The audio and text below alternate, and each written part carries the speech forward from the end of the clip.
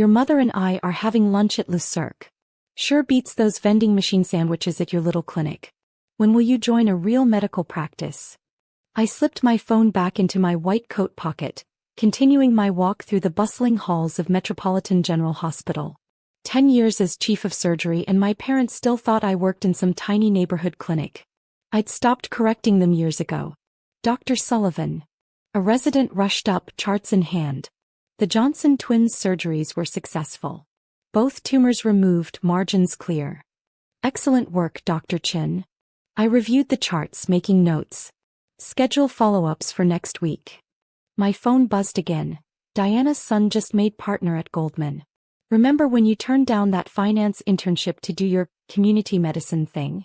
The community medicine thing they dismissed was actually my pioneering work in accessible healthcare, which had led to me quietly acquiring and transforming struggling hospitals across the state. Metropolitan General was just the flagship of what had become the largest private hospital network in the region. Dr. Sullivan? My assistant Margaret appeared. The quarterly board meeting is starting.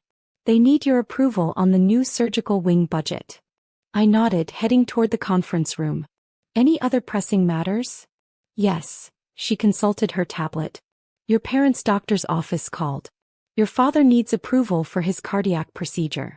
Apparently, their insurance was declined at Metropolitan's sister hospitals. I paused. When did they schedule this? This morning. Dr. Roberts says it's routine but necessary. Your father specifically requested our top cardiac team. The irony wasn't lost on me.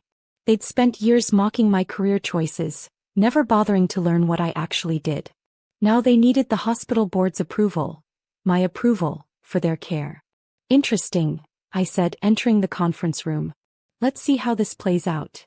The board members rose as I took my seat at the head of the table. On the wall behind me hung the hospital's mission statement, under which read, Dr. Sarah Sullivan, Chief of Surgery and CO Metropolitan Hospital Network. My phone lit up one final time, having coffee with the Andersons. Their daughter just bought a summer house in the Hamptons. Meanwhile, you're still playing doctor in that little clinic. When will you do something impressive with your life? I smiled, picking up my pen to sign the day's authorizations. Sometimes the best revelations come with a hospital letterhead. Margaret, I called, please show my parents in when they arrive. I think it's time for a long overdue family meeting.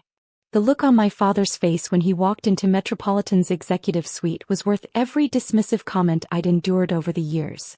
His eyes darted from the mahogany conference table to the wall of medical achievements, finally landing on the large nameplate on my desk.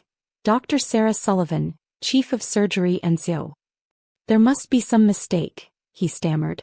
We're here to see the hospital board about my procedure. You are seeing the hospital board, I replied, gesturing to my seat at the head of the table. Well, the chair of it anyway. My mother clutched her designer handbag tighter. Sarah? Work here. Not exactly, I said, opening my laptop.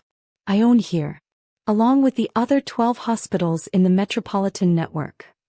The sound of my mother dropping into a chair echoed through the room. My father remained standing, his face cycling through confusion, disbelief, and something that looked suspiciously like fear. Margaret, I called, please bring in Dr. Roberts with father's cardiac file. Dr. Roberts entered, nodding respectfully. Dr. Sullivan, I've reviewed Mr. Sullivan's case. He needs a triple bypass, but there's a complication with the insurance approval. What complication? My father demanded. I have the best coverage money can buy. I corrected, pulling up his file on my screen. Your insurance provider dropped Metropolitan Network hospitals from their coverage last month. Something about, what was it, Margaret? Their CEO's inappropriate comments about community hospitals at the healthcare conference, she supplied helpfully. Ah yes, I smiled. Apparently he shared your opinion about smaller medical facilities. Unfortunately, he discovered too late that those smaller facilities were part of our network, which handles 60% of the cardiac procedures in the state. My father sank into the chair beside my mother. But your little clinic was the pilot program for our accessible healthcare initiative, I finished, which has now grown into the largest private hospital network in the region. The real medical practice you kept asking about? You're sitting in it. Dr. Roberts cleared his throat. Dr. Sullivan, should I reschedule Mr. Sullivan's procedure for next week? I studied my father's face. The same face that had smirked through countless family dinners as he compared my career to those of my cousins in finance and law. The same face that had dismissed my medical school graduation because it wasn't prestigious enough. That depends, I said, turning to my parents. Do you still think I'm playing doctor, Father? Sarah, my mother intervened. Of course we support your career. We just wanted the best for me. I interrupted. Like when you told the Andersons I was slumming it in community medicine. Or when you conveniently forgot to invite me to family events because you were embarrassed by my small-time job. My father's complexion had taken on a concerning shade of gray. Dr. Roberts noticed too, frowning at his monitors. Dr. Sullivan, he said quietly, medical decisions aside, your father's condition does need attention soon. I nodded, pressing the intercom. Margaret, please bring in the insurance paperwork. And the statement of fees. My mother's eyes widened. Fees. Standard out-of-network rates, I explained. Unless, of course, the board approves an exception. Which would require my signature. The papers arrived. My parents stared at the figures. The cost of a luxury car for a single procedure without insurance coverage. You wouldn't, my father whispered. I picked up my pen, thinking of all the times they'd belittled my choices, my dedication, my vision for accessible healthcare. Actually, Father, I said, I think it's time we discussed what I would and wouldn't do. Starting with your surgery. 2 weeks after my father's successful surgery, I stood in Metropolitan's new cardiac wing, watching through the observation window as he attended his first rehabilitation session. The bill for his procedure sat unsigned on my desk upstairs, a reminder that some lessons need time to sink in. Dr. Sullivan? Margaret appeared at my side. Your mother is in the waiting room. Again.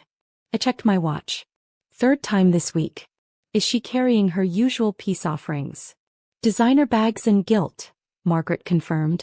And she's been asking the staff about your schedule, your achievements, your medical patents. Everything she ignored for the past decade. I smiled, remembering how quickly my mother's attitude had changed after discovering my position. The woman who'd once dismissed my little clinic, now bragged about her daughter, the brilliant Hospital Sue, to anyone who would listen. Send her up to my office, I decided. It's time we had a real conversation. I found her sitting nervously in front of my desk, surrounded by shopping bags. Through the floor-to-ceiling windows behind her, I could see the construction of our new research center, funded by the patents she'd never bothered to ask about. The cardiac team says Dad's making good progress, I said, taking my seat. Thanks to you, she replied quietly. Sarah, about all those things we said. You mean like telling the Andersons I was wasting my potential? Or suggesting I was hiding in community medicine because I couldn't handle real success? She flinched. We were wrong. So wrong. I see that now. No, I corrected her. You see this. I gestured to the executive office, the prestigious title, the trappings of success they understood. You still don't see what really matters. I pressed a button, and the windows turned transparent to reveal the hospital's main entrance below. Watch, I instructed. She turned to see a young mother entering with 2 children, being warmly greeted by staff. That's Maria Rodriguez, I explained. 3 years ago, no hospital would treat her kids because of her immigration status. Now they're getting life-saving care through our accessibility program. I changed the view to the rehabilitation center. That's James Chin. Couldn't afford physical therapy after his accident. Now he's walking again thanks to our sliding scale payment system. The one you called charity work beneath my talents. Sarah, please. And there, I pointed to the cardiac unit, is Dad getting the best care in the state? Not because he's wealthy or well-connected, but because every patient in our network gets the same standard of excellence. That's what my little clinic grew into. She dabbed at her eyes with an expensive handkerchief. I have so much to make up for. Yes, I agreed, finally pulling out my father's medical bill. Starting with this. She stared at the 6-figure sum. We can arrange payments. Or, I said, you can do something more valuable. The network is opening 5 new community clinics. We need volunteers to help coordinate patient services, family support, social programs. Volunteer? Me. 3 days a week, minimum commitment 6 months. No special treatment, no executive title. Just hands-on work with the communities you spent years looking down on. She looked from the bill to the window where more patients were entering the hospital. And Dad's charges.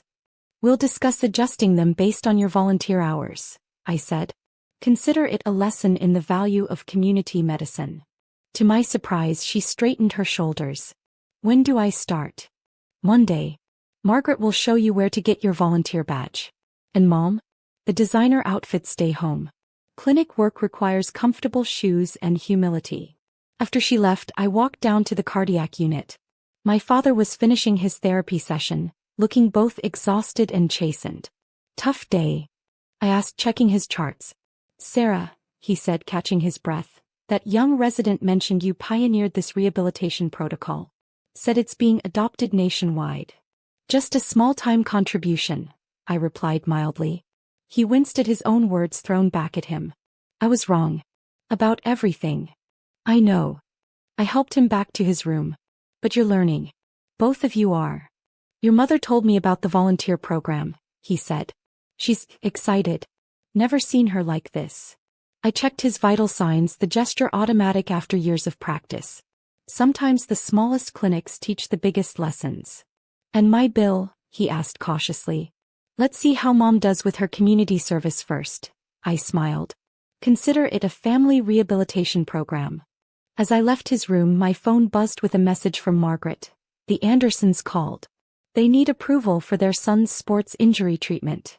I laughed, heading back to my office. Turned out running a small-time hospital network had its advantages after all. Tell them my clinic hours are 9 to 5.